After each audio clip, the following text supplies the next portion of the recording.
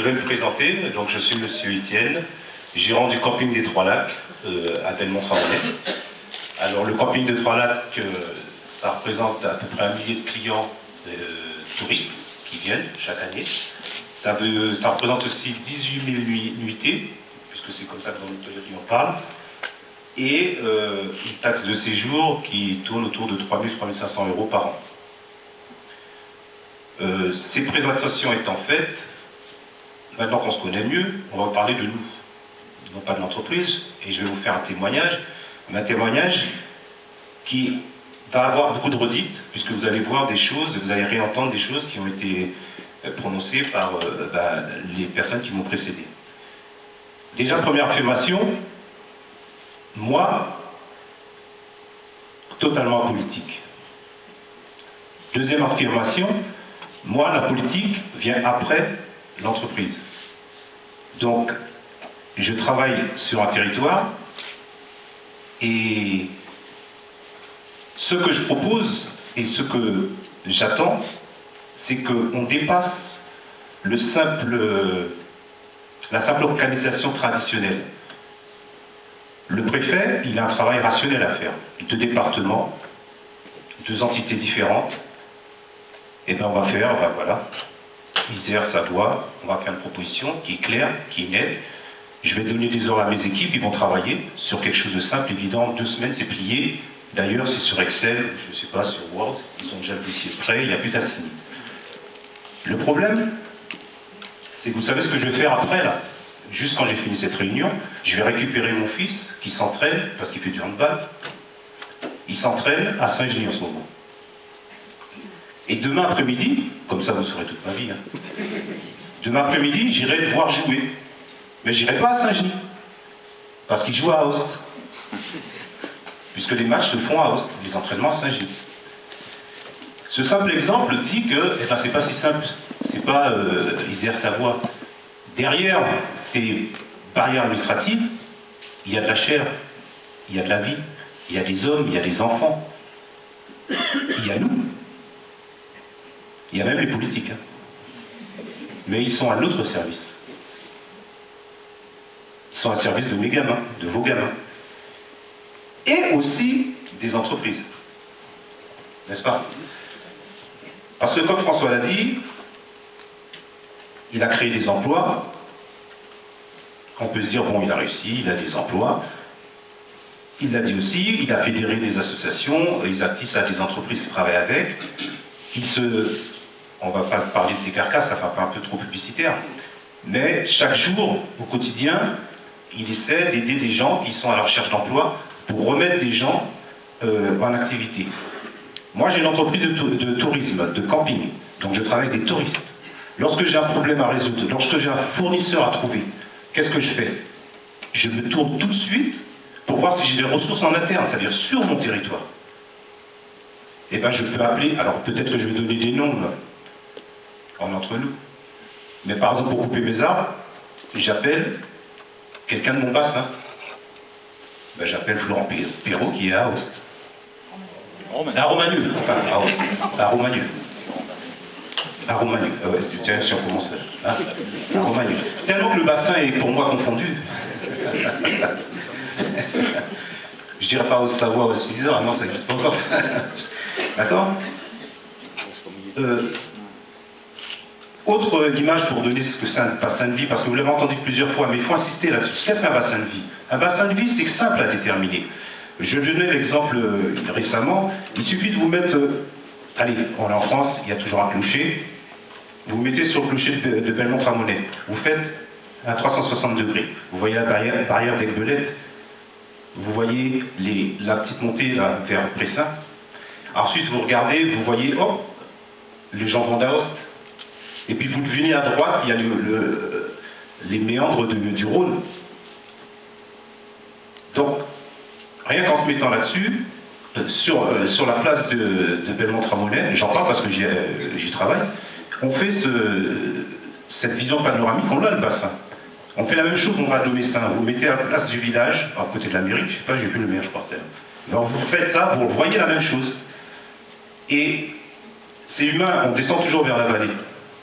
Et vers la vallée, quand on descend vers la vallée, quand vous allez faire vos courses, vous descendez même de la Chartreuse, vous descendez dans la vallée, il y a Pont de Beauvoisin.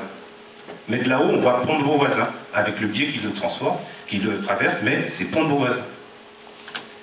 Et c'est ça qui détermine le bassin de vie, c'est cette vision panoramique-là. Ensuite, on peut le déterminer comment? Géographiquement, chaque jour, vous vous déplacez pour vous approvisionner, à titre privé et à titre professionnel. Et bien, c'est tous ces trajets-là, vous allez voir que si vous avez ces ressources en interne, ça va définir aussi votre bassin de vie. Le bassin de vie, c'est quoi? C'est culturel aussi. Lorsqu'on va chercher une association, moi je veux apprendre de l'anglais, ben, hop, j'ai trouvé côté ICR. 5 minutes en voiture. J'avais pas la ressource en interne. Mais je suis resté dans mon bassin de vie. Je veux me fournir, on va pas faire de publicité en électroménager. Je vais prendre le tunnel. On est en interne. Et je suis sûr qu'il y a des gens qui viennent des deux côtés du gué pour s'approvisionner. D'un côté comme de l'autre, c'est le plus facile, le plus pratique, c'est le plus... Alors j'allais dire un mot, c'est l'évidence. Alors ce qui est évident pour nous, pourquoi ça ne se ferait pas pour les fameux fichiers Excel du préfet? Problème, ça va donner un peu plus de travail. Mais qu'est-ce que ça va demander? De l'intelligence, de la réflexion et de l'écoute. Mais de l'écoute de qui? Du citoyen. Alors, apolitique, mais lucide, il faut qu'on redise que chacun doit être placé en face de ses responsabilités. Nous, acteurs économiques, on est prêts à prendre nos responsabilités, on l'a dit, on l'a démontré. Moi, c'est plus modeste que toi, 5 équivalents temps plein emploi par an. Mais quand j'ai besoin d'une force de travail, je me tourne vers mes ressources. C'est vos enfants, c'est les gens qui ont besoin de travail sur nos territoires qui vont en profiter en premier. Et je vais chercher sur mon bassin de vie. Je peux aller demander à l'autre, tu as traversé le pont, t'es trop loin, t'as pas la politique, je serais mal placé en plus pour faire ça. Pour détendre. De nombreux territoires auraient voulu avoir la chance d'avoir des acteurs socio-économiques, des acteurs dans le culturel, dans le sportif, qui sont conscients, j'allais dire presque physiquement, de ce que représente le bassin de vie. Ce n'est pas une notion qui est évidente, mais j'ai entendu dans chaque intervention, on nous a parlé de bassin de vie. Donc là, on a cette chance-là ici. Ce qu'on demande, c'est de ne pas gâcher ça. J'ai entendu dans la voix dans les paroles de François. Ne pas gâcher ça. Ça veut dire que nous, on est mobilisés pour sauvegarder la base d'un développement local. Là, le gros mot est lâché, le développement local. Qu'est-ce qu'un développement local? C'est de mettre en œuvre, de définir une stratégie, et après de l'appliquer sur le terrain.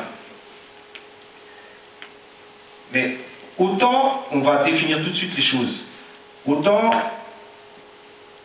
la fusion, faire le périmètre sur lequel on va intervenir, c'est une décision politique.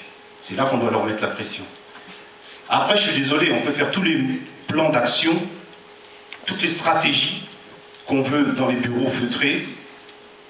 Ceux qui vont le réaliser, ceux qui vont le mettre en œuvre, ça c'est de la technique, c'est du travail au quotidien. Et ça, c'est notre boulot. Et nous, on est motivés pour le faire. On est devant vous, on aurait pu être ailleurs. Moi, j'étais à l'office du tourisme parce que, effectivement, j'ai oublié de le dire, je m'occupe aussi du tourisme pour le bassin. Ça fait 10 ans que le tourisme travaille déjà en énergie. Ça fait que les Vallons du Guiers, Pays du Lac des Belettes, Vallier, au niveau du tourisme, on réfléchit ensemble, on mène nos actions ensemble, on est sur les salons ensemble, on vend la destination ensemble. Donc nous, on est mobilisés. Par contre, il ne faut pas qu'on fasse une petite erreur. Il ne faut pas qu'ils fassent une petite erreur. Je fais ça parce qu'ils sont plutôt partagés. C'est que le périmètre, il doit être bien défini. Si on se trompe, on nous ampute d'un potentiel. J'entends par là, vous enlevez Pont de Beauvoisin-Isère, Pont de Beauvoisin-Savoie, vous êtes déjà, comment on dit ça, en dessous de la masse critique pour peser sur les décisions politiques, économiques, parce que vous êtes séparés déjà, alors que vous êtes dans le même bassin. Le plan d'action qu'on a mis en place, il a été prévu pour ce bassin de vie. Si vous l'appliquez que sur la moitié, déjà vous êtes dans les clous. Vous êtes dans les choux plutôt, pas dans les clous. Quand tu fais une étude pour savoir si tu vas ouvrir une succursale supplémentaire ou pas, tu dois travailler la zone d'achalandise, zone primaire, secondaire, enfin les commerçants ils doivent comprendre. Si ta zone primaire de chalandise, tu te plantes dessus, tu vas droit dans le mur, même si tu es un bon professionnel. Eux, ce qu'ils sont en train de faire, c'est de dessiner notre zone primaire de chalandise. C'est-à-dire le terrain sur lequel on va mettre en place le plan d'action. On va travailler au quotidien. S'ils nous disent non, vous avez, pour mettre en place notre plan d'action, vous n'avez que la moitié du territoire ou un tiers, vous êtes impliqué d'un tiers, là on va dans le mur. Donc c'est important. Si on fait le diagnostic pour mettre en œuvre un projet, eh ben, il faut constater ses forces et ses faiblesses. Dans nos forces, il y a la cohérence de notre territoire. Je vous ai expliqué, vous mettez sur le clocher du village, vous faites 360, il est évident le territoire. Il est évident. Pourquoi aller compliquer les choses en voulant, c'est le contraire on dit pourquoi faire simple quand on peut faire compliqué. Là, c'est pourquoi vouloir absolument faire simple pour échouer, alors qu'il faut mettre un peu de complexité dans la réflexion pour que ça soit évident sur le terrain. Pourquoi? Il va falloir qu'il travaille pour rendre l'évidence qu'on vit dans notre vie quotidienne, lorsqu'on va faire nos courses, lorsqu'on va chercher nos enfants à l'école, qu'on les emmène au sport.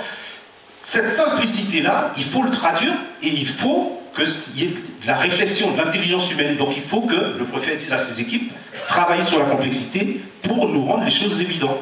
Je ne vais pas monopoliser la parole, elle est trop longue.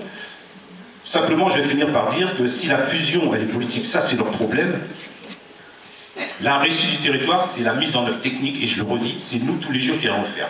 On leur demande de prendre leurs responsabilités, parce que nous, on est prêts à les prendre. On est là, on est devant vous, on ne se cache pas. Donc il ne faut pas, alors là je pèse mes mots, sans être trop solennel, mais on a dit qu'on allait leur mettre un peu de pression gentiment. Hein. Il faut que sur ce dossier, que tous, ils s'élèvent au niveau de l'intérêt général.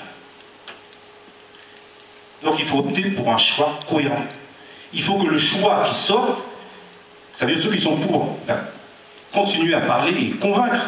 Il faut un pouvoir de conviction. Et nous, on est là pour vous appuyer. On est là, c'est un point de départ. C'est aujourd'hui qu'on commence l'action pour leur dire « Attention, nous on vous regarde, vous serez comptables. On vous a dit que c'est évident, on vous a dit de ce qu'on a besoin pour travailler. Mais prenez un peu de temps, c'est de la réflexion, du bon sens, pour nous rendre les choses évidentes derrière. » Merci.